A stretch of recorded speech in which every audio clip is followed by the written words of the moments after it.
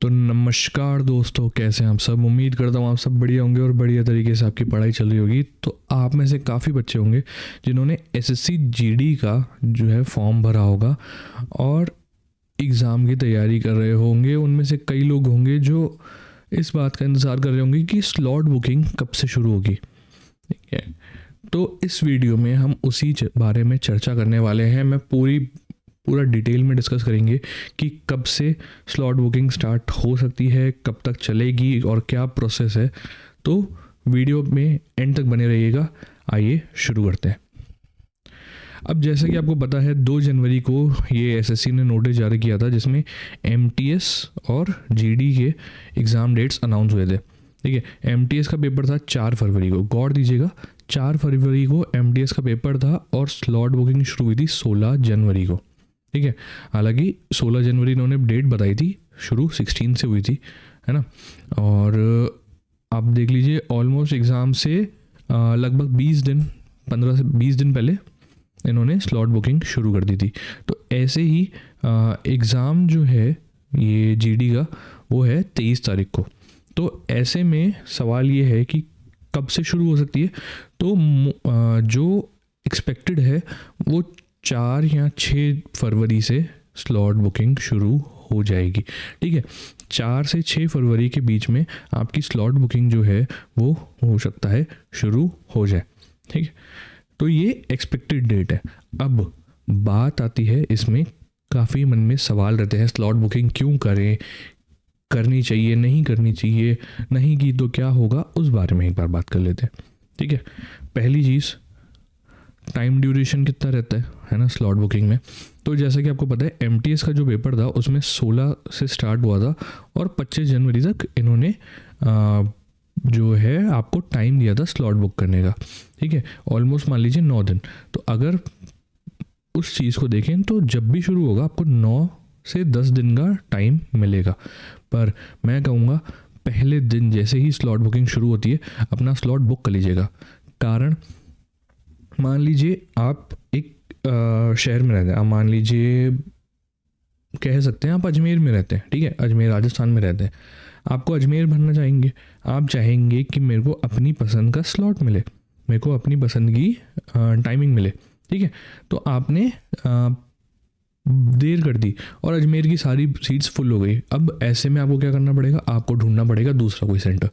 ठीक है, उसमें भी टाइम आपके हिसाब से नहीं मिलेगा, है ना, क्योंकि सारे स्लॉट तो बुक हो चुके हैं। ठीक है, तो इसलिए पहले दिन ही कर लीजिए और पहले दिन ही अपने स्लॉट बुक कर लीजिए।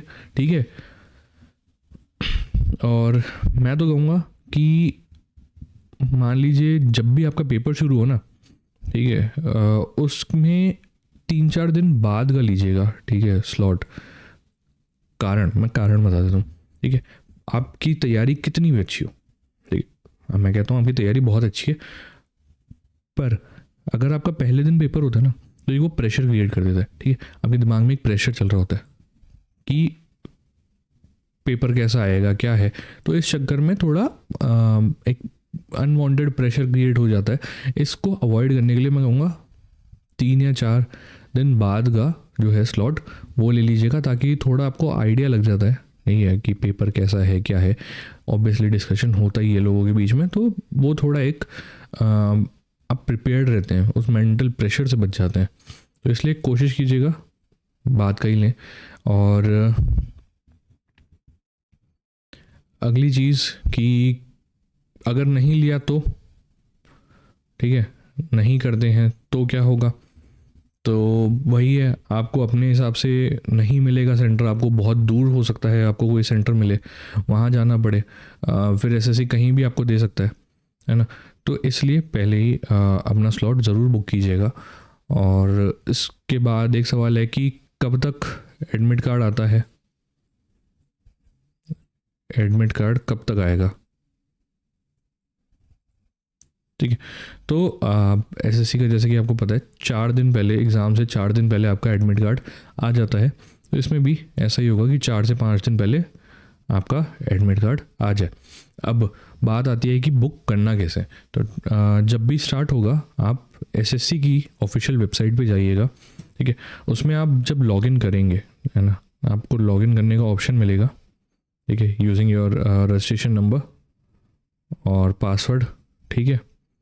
उसमें आपको जितने भी आपने एग्ज़ाम के फॉर्म भरे होंगे ना वो मिलेंगे, ठीक है। उस पर क्लिक कीजिएगा, नीचे ऑप्शन आएगा सिलेक्ट टाइम प्लस डेट का, ठीक है।